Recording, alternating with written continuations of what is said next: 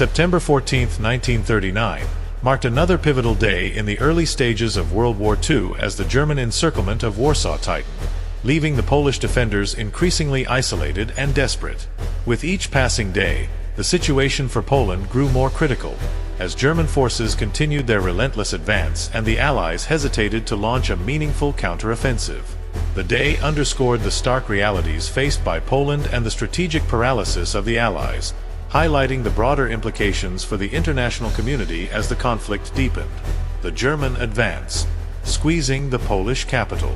By September 14th, the German Wehrmacht had achieved near-total encirclement of Warsaw, effectively cutting off the Polish capital from any outside aid or reinforcement. German forces employed blitzkrieg tactics, rapid, coordinated attacks using tanks, mechanized infantry, and air support, to dismantle remaining Polish defensive positions around the city. The goal was clear: to force Warsaw into submission as quickly as possible, minimizing German casualties and conserving resources for future campaigns. The Luftwaffe maintained a relentless bombing campaign over Warsaw, targeting both military objectives and civilian infrastructure.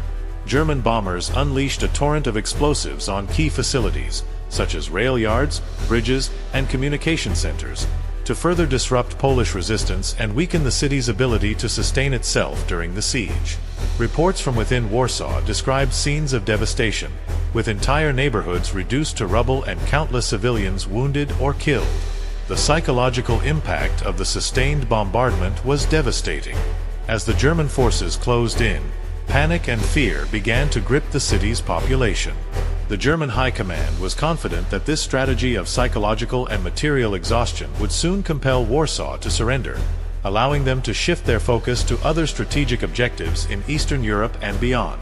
German propaganda continued to frame the invasion as a necessary defensive action, emphasizing the successes of the Wehrmacht and portraying the campaign as a justified effort to secure Germany's borders and protect its people. This narrative was designed to maintain domestic support for the war and bolster the morale of German troops, many of whom were preparing for what seemed to be an inevitable victory. The Polish defense, a city under siege. In Warsaw, the situation was becoming increasingly untenable. The city's defenders, consisting of regular Polish army units, local militias, and a large number of civilian volunteers, continued to resist against overwhelming odds. Under the leadership of General Walerian Chuma and Mayor Stefan Starzyński, efforts were made to fortify key positions and prepare for the possibility of a prolonged siege. Despite being cut off from the rest of the country, Warsaw's defenders remained committed to fighting on.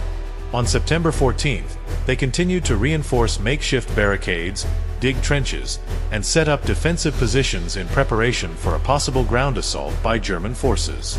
The Polish Air Force, although greatly diminished, conducted sporadic sorties to challenge the Luftwaffe and protect the city, but their efforts were largely symbolic in the face of overwhelming German air superiority. The humanitarian crisis in Warsaw was worsening by the hour. Hospitals were overflowing with casualties, and essential supplies such as food, water, and medicine were running dangerously low. Efforts to evacuate civilians from heavily bombed areas were hampered by the lack of transportation and the constant threat of air raids.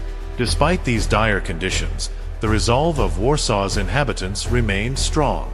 Starzyński continued to broadcast messages of defiance and hope, urging the citizens to stand firm against the German invaders. However, the reality of the situation was grim. With the city encircled and no prospect of relief from the outside, the question was not if Warsaw would fall, but when. The defenders faced the stark choice of continuing to resist in the hope of some miraculous reprieve or surrendering to spare the civilian population further suffering. Allied inaction, strategic paralysis, and missed opportunities. As the situation in Warsaw deteriorated, the Allied powers, particularly the United Kingdom and France, faced growing criticism for their lack of decisive action. The decisions made at the Abbeville Conference on September 12th, where British and French leaders had opted to delay any immediate offensive against Germany, had left Poland to fend for itself against the overwhelming might of the German military. In the United Kingdom, Prime Minister Neville Chamberlain's government was increasingly under pressure from both the public and political opponents to provide more substantial support to Poland. Many in Britain felt that the government had failed to honor its commitments to Poland, and there was a growing sense of frustration over the perceived lack of a coherent strategy to confront Nazi aggression. On September 14th, discussions within the British War Cabinet continued to revolve around the possibility of more aggressive military actions, such as air raids on German industrial targets or a naval blockade of greater intensity. However, the logistical challenges of mounting such operations, coupled with concerns about provoking a broader conflict before the British military was fully prepared, led to continued hesitation. The Royal Air Force (RAF) focused on reconnaissance missions and defensive preparations, while the Royal Navy maintained its blockade, aiming to weaken Germany economically over the long term. In France, the government of Prime Minister Édouard Daladier was similarly criticized for its inaction. The French army remained heavily focused on defending the Maginot Line and preparing for a potential German offensive in the west. The limited incursions into the Saar region were more symbolic than substantive, reflecting the French military's cautious approach to engaging German forces directly. Many within France were growing increasingly disillusioned with the government's strategy, which seemed to prioritize avoiding immediate conflict over actively supporting Poland. Failure of the Allies to launch a meaningful counteroffensive or provide significant direct support to Poland reflected broader strategic dilemmas. Both the British and French governments were wary of repeating the catastrophic losses of World War I and were concerned about the readiness of their forces for a prolonged conflict. However, this cautious approach also meant that Poland, their ally, was effectively left to face the German onslaught alone. International reactions, diplomatic maneuvers and strategic reconsiderations. The continuing encirclement of Warsaw and the broader German campaign in Poland prompted strong reactions from the international community, leading many nations to reassess their positions and strategies in response to the rapidly evolving conflict. In the United States, President Franklin D. Roosevelt maintained a stance of neutrality but was increasingly aware of the potential implications of the conflict for global stability. On September 14th, discussions within the U.S. government focused on the possibility of expanding support to the Allies, including economic and material aid through measures like the cash and carry policy. This policy, allowing belligerents to purchase arms from the U.S. provided they transported the goods themselves, gained further support as a means of aiding Britain and France while maintaining American neutrality. In the Soviet Union, Joseph Stalin and his advisors continued to closely monitor the situation in Poland. The secret protocol of the Molotov-Ribbentrop Pact had divided Eastern Europe into spheres of influence, and as German forces advanced deeper into Polish territory, the Soviet Union prepared to assert its interests in the eastern part of the country. The Red Army remained on high alert, ready to intervene when the time was deemed appropriate. Soviet propaganda maintained a narrative of neutrality, while preparations for potential military action were underway behind the scenes. In Italy, Benito Mussolini's regime continued to advocate for a negotiated peace, positioning Italy as a potential mediator in the conflict. On September 14th, Mussolini reiterated his proposal for an international conference to resolve the war, seeking to bolster Italy's diplomatic standing while avoiding direct involvement in the conflict. However, this offer was largely dismissed by the Western Allies, who viewed it as an attempt to weaken their resolve and buy time for the Axis powers.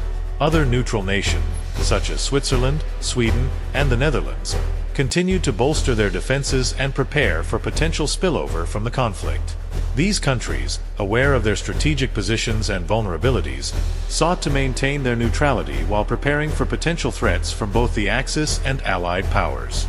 The situation was particularly tense in Belgium and the Netherlands, where fears of German invasion prompted increased military readiness and diplomatic efforts to secure guarantees of neutrality. Media coverage and global public opinion. On September 14th, media coverage around the world continued to focus on the dramatic events unfolding in Poland and the broader strategic implications of the war. Newspapers, radio broadcasts, and newsreels provided updates on the military situation and the responses of the belligerent nations, shaping public perceptions and understanding of the conflict. In the United Kingdom, the BBC and major newspapers like The Times and The Daily Telegraph reported on the worsening situation in Warsaw and the ongoing deliberations within the British government. Coverage emphasized the resilience of the Polish defenders and the need for national unity and readiness for a prolonged conflict. Editorials called for increased support for Poland and debated the merits of launching an offensive against Germany versus continuing a more cautious approach. In France, newspapers such as Le Figaro and Le Monde highlighted the humanitarian crisis in Warsaw and the limited military actions in the Saar region. The French press reflected the public's growing anxiety and frustration with the government's perceived lack of decisive action. Opinion pieces called for greater coordination with the British and a more aggressive stance to support Poland, while others warned of the risks of escalating the conflict without adequate preparation. In Germany, state-controlled media continued to push the narrative of a justified war effort, emphasizing the successes of the Wehrmacht in Poland and the righteousness of Germany's actions. Propaganda outlets like Völkischer Beobachter and Der Angriff highlighted the military victories and portrayed the war as a defensive struggle against foreign aggression. The propaganda aimed to maintain public morale and support for the war effort, even as the realities of a prolonged conflict began to take shape. In the United States, newspapers such as the New York Times and the Washington Post provided extensive coverage of the events in Europe, with detailed analyses of military movements and diplomatic developments. The American press remained largely neutral but increasingly recognized the potential implications of the conflict for U.S. foreign policy and global stability. Opinion pieces explored the debate over isolationism versus engagement, reflecting the ongoing uncertainty within American society about the nation's role in the world. Strategic implications and the road ahead. The events of September 14, 1939, highlighted the rapid escalation of the conflict and the strategic dilemmas faced by all parties involved. For Poland, the day marked another critical phase in the defense of Warsaw, as the city prepared for a siege that would test its endurance and resolve. The Polish government's appeals for more substantial Allied support reflected a growing sense of desperation, as the promised assistance seemed increasingly unlikely to arrive in time to make a meaningful difference. For the United Kingdom and France, the day underscored the complexities of coalition warfare and the challenges of transitioning from peace to war. Both nations were still adjusting to the realities of a conflict that they had hoped to avoid and were grappling with the strategic uncertainties of how best to respond to German aggression. The debates over offensive versus defensive strategies, and the extent to which they could and should support Poland directly, reflected broader tensions within the Allied leadership that would continue to shape the early phases of the war. Internationally, the events of September 14th prompted further reassessments and strategic recalibrations. The United States maintained its official stance of neutrality but was increasingly aware of the potential global implications of the conflict. The Soviet Union, Italy, and other nations watched closely, each calculating how best to navigate the rapidly shifting geopolitical landscape to their advantage. Conclusion: a war deepening and global stakes rising. September 14, 1939, was a day of intensifying conflict and growing uncertainty, as the rapid German advance in Poland and the hesitant Allied response highlighted the complexities of the early days of World War II. The unfolding events revealed the challenges of coalition warfare, the limits of pre-war planning and preparation, and the unpredictable nature of a conflict that was beginning to engulf much of Europe and threaten global stability. For the nations involved, it was a time of critical decisions and strategic positioning, as they sought to navigate a war that was evolving faster than anyone had anticipated. For the people of the world, it was a time of fear, hope, and resilience, as they faced the prospect of another devastating conflict and the challenges that lay ahead. The events of September 14th set the stage for a war that would reshape the political, social, and economic landscape of the 20th century, leaving an indelible mark on history.